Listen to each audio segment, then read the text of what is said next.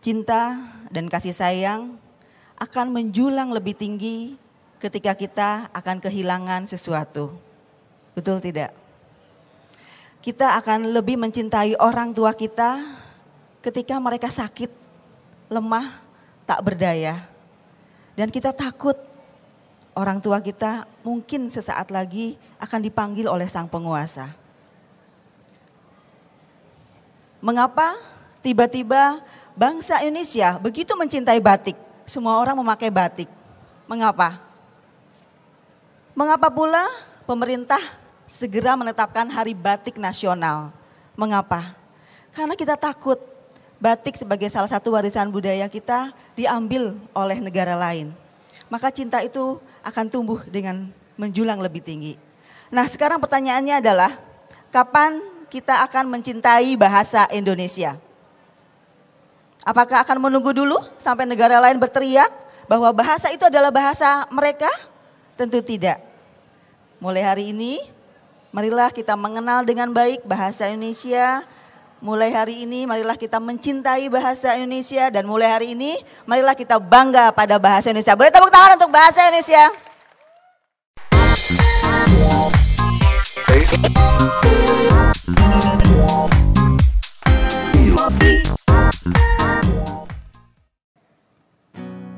I'm at a payphone trying to call home all my change I spent on you.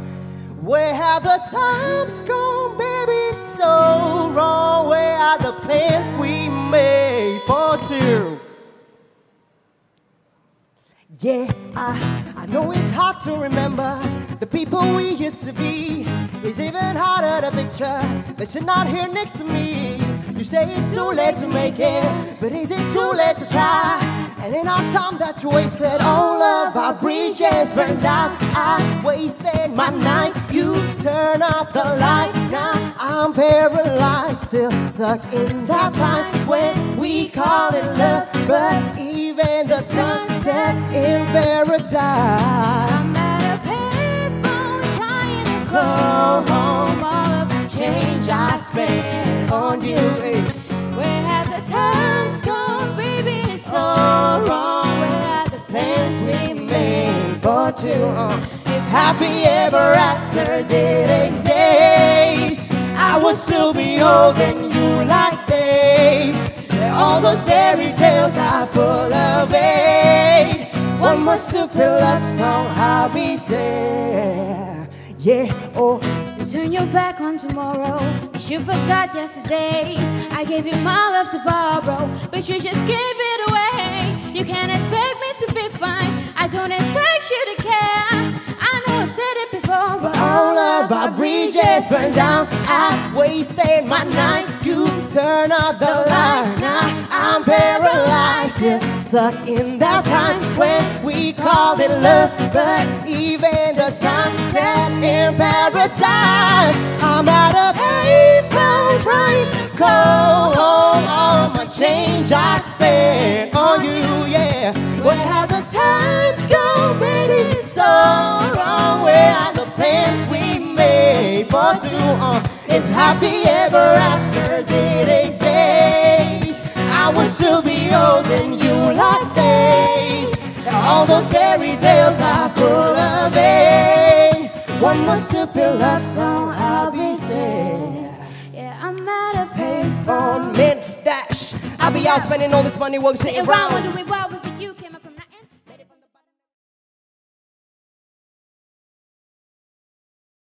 Jadi kita mau nge-share sedikit pengalaman kita di bidang musik ya. Iya, Mungkin pengalaman pengalaman yang kita, masih sedikit. iya, pengalaman kita belum sebanyak Ibu Niknik dan Ibu Ina yang sudah sepanjang hidupnya mengalami pengalaman-pengalaman yang keren-keren. Kalau kita masih istilahnya baru, tapi kita akan coba nge-share. Mungkin kita miliki. akan ceritain ini kali ya, gimana kita mulai jatuh cinta dengan musik awalnya. Ya jadi awalnya emang keluarga kita itu sangat suka musik, mama papa, terus oma opa juga emang yang suka sama musik. Jadi secara nggak sadar kita jatuh cinta sama musik ya Mal ya. Mungkin waktu kecil, waktu TK SD gitu aku lebih suka ke nari dan Gamal lebih suka menggambar. Tapi emang musik waktu dari kecil udah kayak familiar di kita karena di rumah juga pasang-pasang musik terus. Jadi kita juga udah aware dan secara tidak langsung suka dengan musik itu sendiri. Jadi kita juga suka nonton film-film musikal kayak The Sound of Music sampai film-film India ya Mal. Oh, iya. Kuci-kuci Hotahe itu bagus banget loh filmnya. Jadi bukan hanya orang tua kita, mbak kita pun juga suka menonton film musikal. Jadi makanya kita juga ini kok agak seru. Jadi kita juga mulai juga familiar dengan harmonisasi dan segala macam. Tapi kalau untuk ikut lomba nyanyi sendiri pun itu kalau saya baru mulai 1 SMP itu pun karena didaftarin sama sekolah. Kalau enggak masih kurang aktif mencari karena waktu itu masih umur berapa tuh ya? 12, 13 gitu. Jadi belum kayak niatan ayo terjun ke ini secara profesional gitu. Nah ya itu sama sih. Nah jadi pas kita mulai SMP itu internet udah makin merajalela ya, cukup merajalela, ada Friendster. Terus sosial media sosial media tuh udah mulai seru. Pokoknya pas di sekolah kita khususnya itu tuh Friendster sama YouTube tuh lagi hype banget tuh gitu ya Mal. Ya. Jadi sampai akhirnya tuh tahun berapa yang mulai terkenal tuh YouTube itu sekitar kayaknya 2006 2007 gitu. Dan di sekolah tuh lagi ngetren banget YouTubean. Dulu ada teman-teman juga yang upload instrumental gitar, nyanyi-nyanyi. Jadi emang buat seru-seruan zaman sekolah aja, terutama sekolah kita. Abis itu mulailah ditaruh di Friendster. Dulu kan kalau di Friendster bisa embed video gitu. Dan view-nya kita tuh sebenarnya dibilang artis instan ya Enggak lumayan, juga. tapi enggak kerjanya juga enggak instan gitu. Jadi kita juga ngalamin perlahan ya view-nya nyampe 100 kayaknya. Dan itu kayak udah norak banget gitu, oh my god 100 ya, itu seneng banget. Dan akhirnya itu tahun 2008 kita mulai upload tahun 2008 karena kita anak sekolahan yang bosan dengan tidak sekolah waktu itu ya. apa-apa Kalau lagi tugas lagi nggak ada tugas kita biasanya kayak internetan cari share video-video yang keren-keren dan segala macam. Gitu. Dan pokoknya akhirnya pada tahun 2009 tuh kita lagi intensif banget ya upload video di YouTube dan sampai akhirnya ada apa sih? Ini tahun 2009 jadi setahun setelah kita upload video di YouTube itu mulai ada tawaran-tawaran kayak rekaman, mau rekaman di message di YouTube atau di Facebook gitu. Waktu itu udah Facebook. Dan kan itu kan awalnya iseng-iseng jadi kayak pas udah ngeliat gini waduh ini kayak dunia yang udah serius dan udah nggak bisa kayak oh iya ayo rekaman udah nggak bisa gitu lagi kan. Udah akhirnya kita nunjukin ke orang tua kita. Dan akhirnya mereka apa sih YouTube itu apaan dan jadi kalian ngapain sih? Kalian emang ngapain sih di YouTube kayak kayak gini kayak cari masalah gitu ya kita. Tapi pokoknya gitu dan akhirnya di situ kita juga ketemu.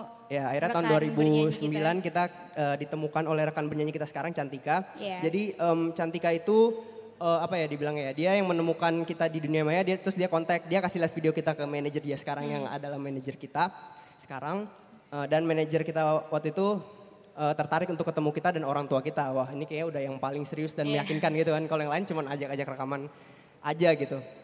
Dan akhirnya kita ketemuan dan ternyata orangnya seru, manajemennya juga seru. Nggak yang tanda kutip sapi perah gitu. Jadi kita merasa aman dan merasa nyaman. Sehingga akhirnya kita sering-sering ketemuan, kumpul bareng, bikin lagu sama-sama banyak banget namanya. Terus kita juga sering workshop mulai tes bikin lagu gitu kan. Tapi belum kayak ayo harus jadi penyanyi sekarang juga gitu enggak. Itu juga masih belum pasti gitu itu waktu itu. Tahun 2009 ya. Nah akhirnya sampailah di tahun 2010. Tahun yang mendebarkan. Dan mengagetkan.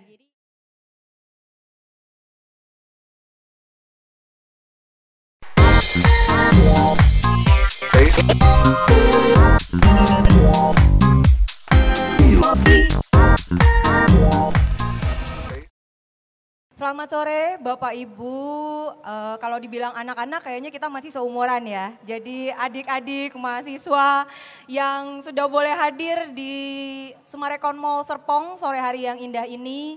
Terima kasih, saya tahu banyak yang datang dari jauh menempuh jarak dan kemacetan yang luar biasa. Karena rasa keingintahuan ya, ada apa sih di UMN itu? Kenapa undangannya sampai sebegitu ciamik disiapkannya gitu ya. Lalu keingintahuan pengetahuan yang lainnya juga banyak karena memang hal seperti ini belum banyak dilakukan di instansi lain atau bahkan perpustakaan lain yang ada di Indonesia. Saya ingin mengucapkan terima kasih banyak untuk semua undangan yang hadir di tempat ini, rekan-rekan pustakawan, kita harus bangga ya jadi pustakawan yang kadang-kadang suka dilupakan gitu, apa sih pustakawan, taunya hanya ada dosen dan mahasiswa di universitas. Lalu terima kasih juga kepada jajaran pimpinan yang sudah hadir di sini yang mendukung pelaksanaan Forum Ultima selama 8 bulan terakhir ini. Saya juga ingin mengucapkan terima kasih banyak kepada pihak Sumarekon Mall Serpong yang boleh menyediakan venue yang begitu indah, menikmati acara yang tidak berat tapi juga tidak ringan ya, karena sharingnya tuh tadi berisi banyak pengetahuan yang dibagi oleh para pembicara di sore hari ini. Saya mengucapkan terima kasih kepada seluruh pembicara yang awesome sekali. Terima kasih Ibu Ina yang menginspirasi mahasiswa UMN untuk berkarya di dunia sinema. Terima kasih kepada Bu Niknik yang juga meng-encourage mahasiswa, dosen, seluruh sivitas akademika untuk menulis. Terima kasih kepada 2 anak muda keren yang akhirnya setelah saya 2 tahun di UMN bisa ketemu ya, bisa ngobrol bareng. Terima kasih kepada Gamal, Audrey, dan kedua orang tua yang boleh hadir di sini, Bapak Ibu. Terima kasih kepada panitia Forum Ultima, semuanya keren. Persiapan yang begitu sempit waktunya tapi dilakukan dengan serius oleh seluruh panitia. Terima kasih juga kepada semua rekan-rekan mahasiswa yang membantu pelaksanaan Forum Ultima sejak Oktober tahun lalu. Mereka disebutnya Friends of the Library. Ini mungkin tidak asing buat rekan-rekan pustakawan. Dan yang asing adalah mereka tidak melakukan hal-hal yang biasa dilakukan di perpustakaan untuk promosi, untuk stok opnam, tapi mereka ikut menjadi agent of knowledge yang tadi disampaikan oleh Bu Hira di awal acara ini. Oke, mungkin banyak yang bertanya selain, oh ya terima kasih juga untuk rekan-rekan pers yang hadir di sore hari ini, terima kasih. Semoga kita terus terjalin ya hubungannya dengan UMN karena rekan-rekan pers tadi UMN tuh acaranya selalu keren-keren deh. Terima kasih ya. Ya, kenapa sih UMN perpustakaannya mengadakan Forum Ultima? Itu mungkin menjadi pertanyaan teman-teman. Sebenarnya jawabannya nggak susah karena perpustakaan menyadari pengetahuan itu tidak hanya ada di buku atau di majalah atau di koran atau di CD-ROM atau di electronic journal gitu ya. Tapi pengetahuan itu justru ada di orang yang ada di kampus, di instansi kita. Pengetahuan ini yang belum disentuh, ini yang disebut dengan implicit knowledge. Pengetahuan ini masih tersimpan, masih bersifat pribadi, individual, dan kompleks. Nah, oleh sebab itu perpustakaan menyadari pengetahuan ini belum disentuh sehingga kami melaksanakan Forum Ultima setiap bulan, mengajak orang-orang yang memiliki keunikan dan keunggulan pengetahuan, brainstorming hingga akhirnya mereka boleh sharing pengetahuan yang dimiliki ke orang lain gitu ya.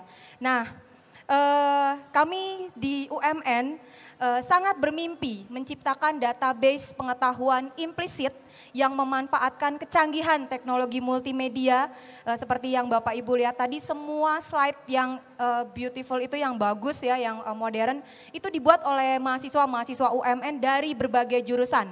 Tidak hanya ICT, DKV tapi juga anak-anak akuntansi, anak-anak manajemen, anak-anak komunikasi, semuanya bersinergi untuk menciptakan Forum Ultima, tergabung di dalam Forum Ultima. Oke, tanpa panjang lebar, tidak hanya hari ini, tidak hanya di sini sore hari ini, pengetahuan akan terus dibagi oleh Universitas Multimedia melalui forumultima.com.